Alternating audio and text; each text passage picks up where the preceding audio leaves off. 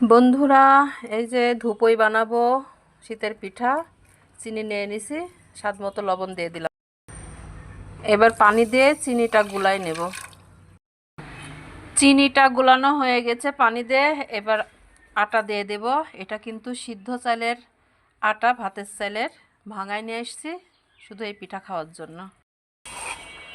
এবার আস্তে আস্তে মাখাই নেব আটাগুলা।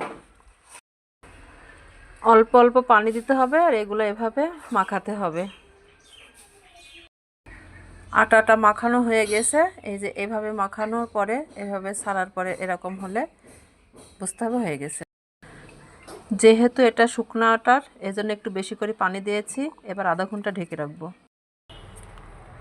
এই তো চলে আসলাম, দেখি আটাগুলো কেমন হয়েছে।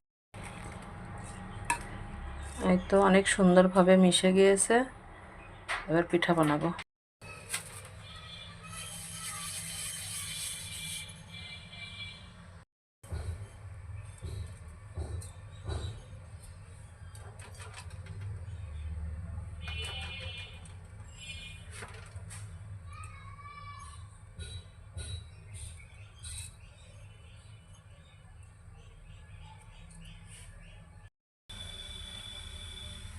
দেখেন বন্ধুরা, আমার কত সুবিধা।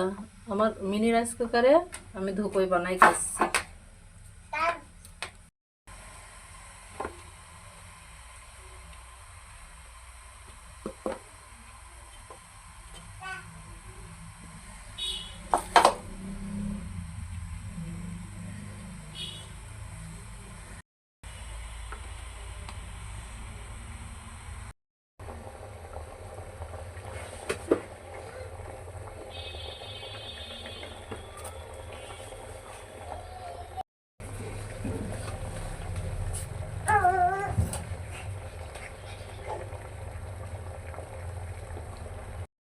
এই তো আমার ধুপই পিঠাগুলো বানানো হয়ে গেছে। দেখেন আমার মিনি রাইস কুকারে আমি ধুপই পিঠা বানাই ফেললাম।